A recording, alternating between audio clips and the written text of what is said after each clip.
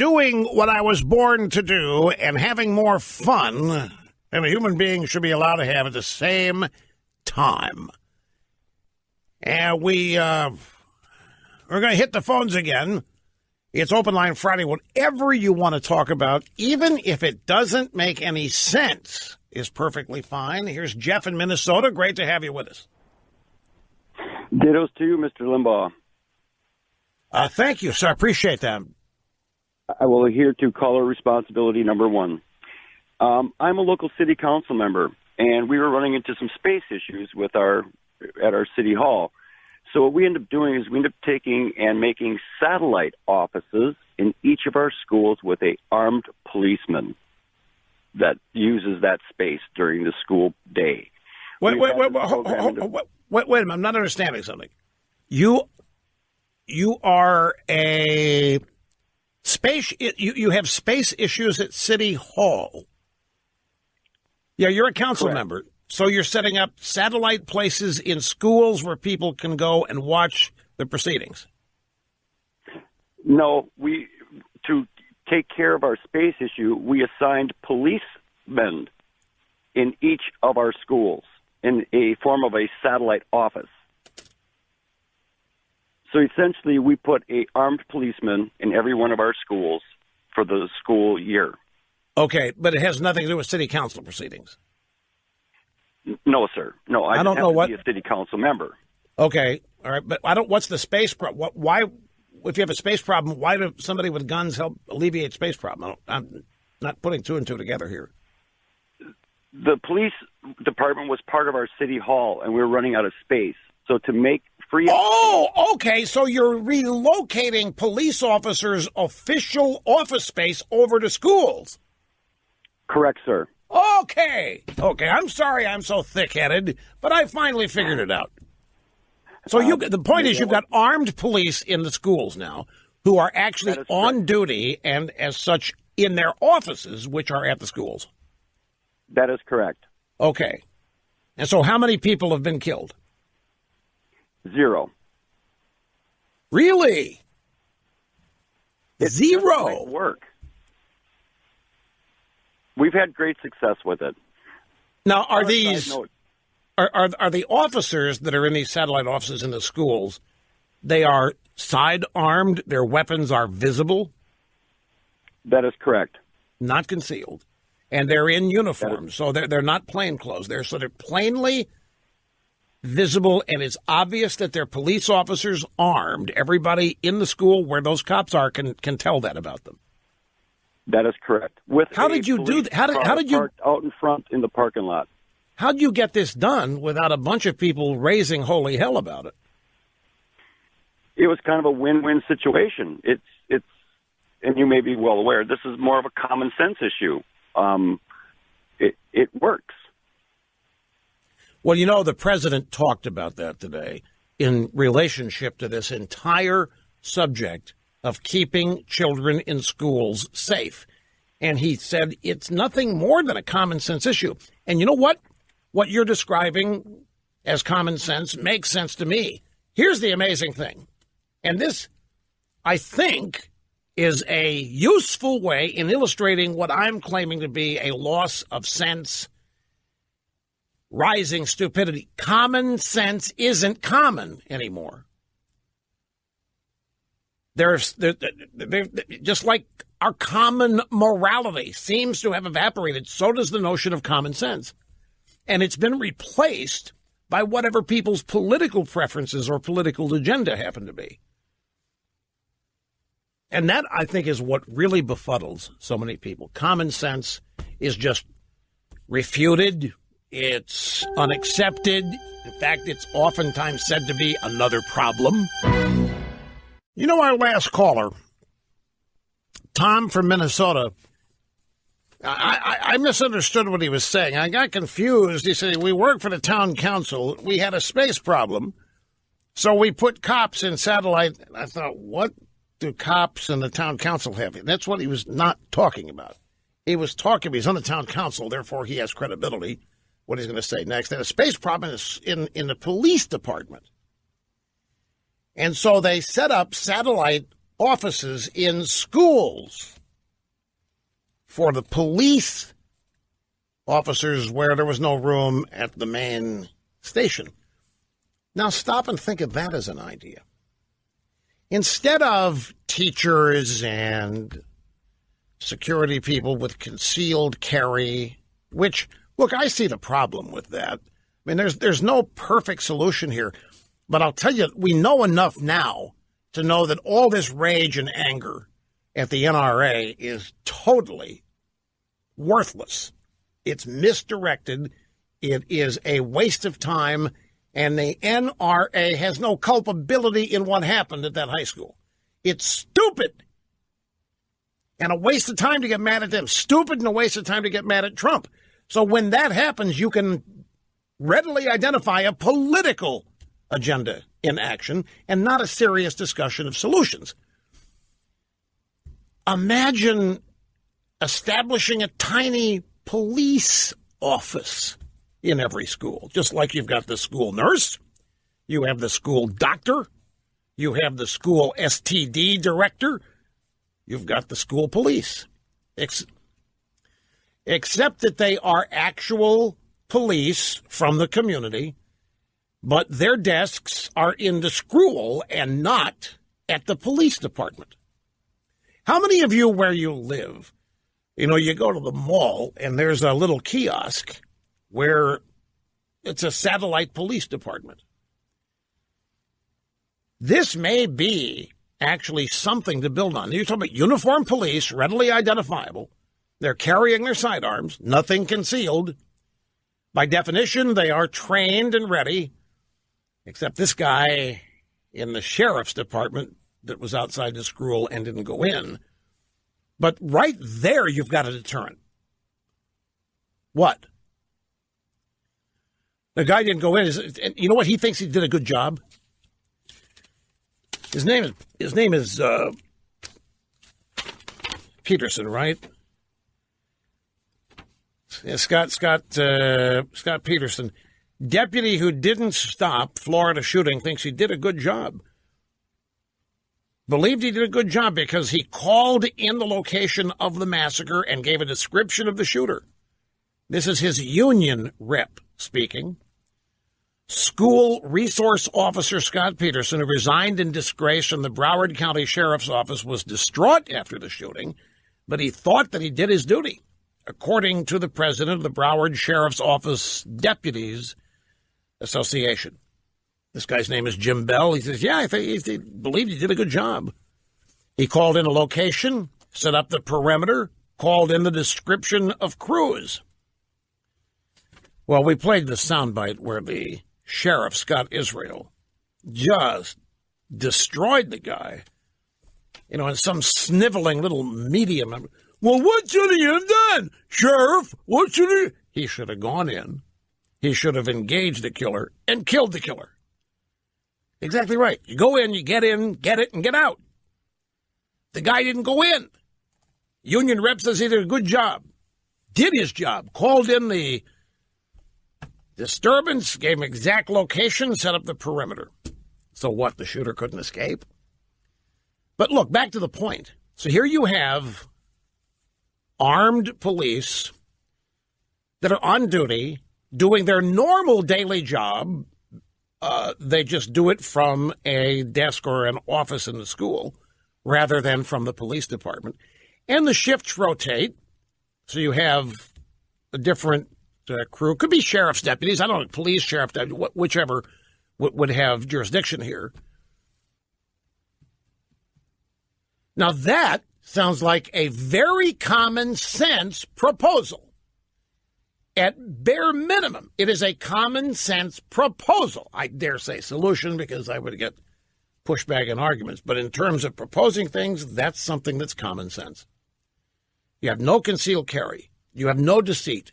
You don't have to worry about whether the concealed carry people know what they're doing, whether they've been properly trained, whether they've been following up on the training, being recertified or all that, because we already know that with uniformed police and sheriff's deputies. Plus, everybody would know they are there.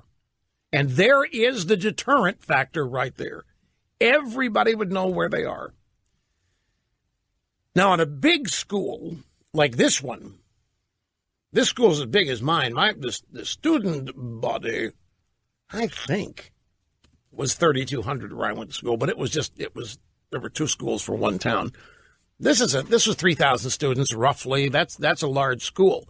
So if you have a static location for the police, then people are going to know where they are. And thinking ahead, if you're a perp, you could probably plan a shooting as far away from where the uniformed police are as possible. But still, the knowledge that they're there, the knowledge that somebody who is legally trained, legally empowered to shoot back at you. Because right now, these perps, as wacko and disturbed as they might be, they know full well that they're going to be the only ones with a gun. Because they know full well the American left has turned schools into gun-free zones. So it is, for the first 2 to 5 minutes, they have no opposition. They have no obstacles. So that's something to think about. I didn't understand what the caller was getting at first. I thought he was talking about shortage of space at Town Hall, which is where city councils. This is Randy in Atascadero, California. Hi, great to have you with us. Yeah, hi, Rush. Good to be with you. I'm a trauma surgeon. I've been a trauma surgeon for 40 years, seen a lot of trauma, particularly gunshot wounds. And when I was hearing them talk the other day about having guns at the schools, my initial reaction is that, negative towards that, just because of what I do and what I see. But as I have gone through my career, I've come to realize that, there's idealism, which would mean, that guns won't be shooting anybody. But the realism is that they do. As long as they're there and they exist, the genie's out of the bottle. And so you have to protect yourself. And I think the idea of having someone at a school who is very well trained in handling guns and knowing how to deal with those situations, I think is absolutely necessary. The only one thing I get a little worried about is when I hear them keep talking about the teachers. Not that the teachers can't do that, but if they keep talking about teachers, the teachers are kind of becoming sitting ducks. If you're a gunman, you're going to go in there. First one you're going to shoot is going to be the teacher. So I like them. I can see that. We've come up with an alternative idea today. We had a caller from Minnesota who's a member of town council. He didn't identify the city, but he's a member of town council. He said they had in their police department had a space problem. They didn't have room for all the officers for desk duty, just to hang around. I mean, they're not always out in the patrol car. There's officers hanging around. They didn't have enough space. So what they did was open satellite police stations, 1 or 2 cops in a room at neighborhood schools. And they actually were uniformed, and they were carrying their weapons, which are sidearms. So it was obvious they were weaponized and that they were police. But they were there as police officers in a segregated part of the school that was thought of as the police station. They were not doing concealed carry. They were not teachers. And I thought, that kind of makes sense to me. How many times you go to the mall and you see a miniature kiosk with police officers in there? Any number of places where this happens. And if you would therefore have a known deterrent in the school, you would have trained police officers who are fully equipped and trained to deal with firearms and situations like happened in the school. You wouldn't be putting the onus on teachers who would have to be trained for it.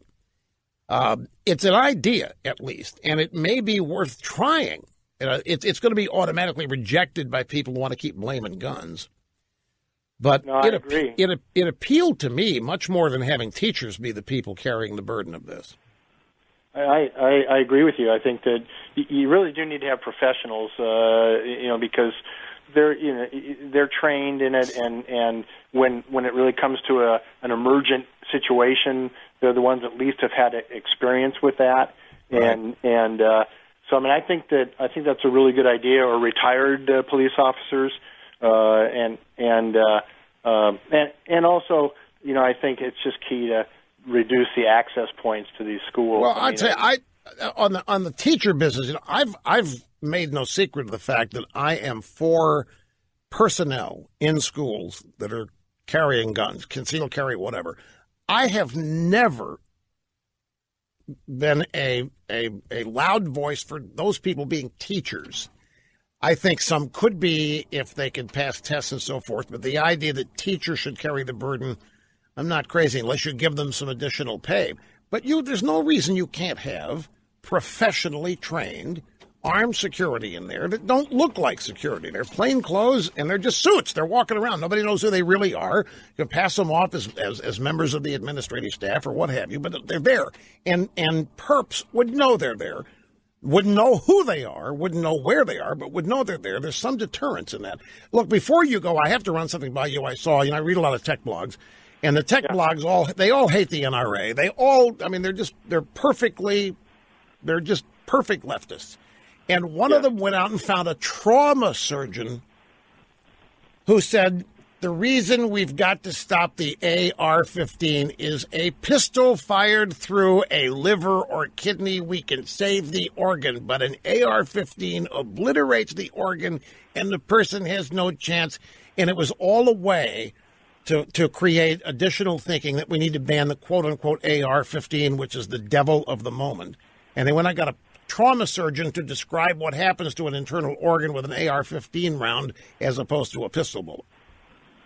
Well, of course that's going to be the case. One's a rifle and one's a pistol. Right. I mean, it has to do with velocity, as you probably know.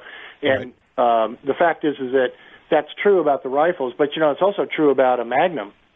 You have a .44 Magnum pistol, and it will do the same thing. I have dealt with those, and they make a hole bigger than your fist in the liver. And right, they tumble, and the exit hole's bigger than the entry. Yeah, I know it's none of it. Yeah, so I mean, it's not just the rifles. I mean, I personally have to say that I think there has to be strict limitations on these automatic rifles. But I do think that you're not living in this world if you think that getting rid of all guns or getting rid of guns, for the general public is going to get rid of the problem, because precisely. It's so true. The criminals then are going to be the main ones with the guns. Well, by definition, it's criminal. Yeah. When you start regulating the law-abiding, what are you accomplishing? Except denying them liberties, freedom, whatever. Regulating the law-abiding is absurd here. It's common sense, but it doesn't present that way to people who've been radicalized on this. Look, I appreciate the call, Randy. I got to go. I'm way out of time here. We'll be right back, folks. Don't go away. Looky here, folks. Houston Chronicle.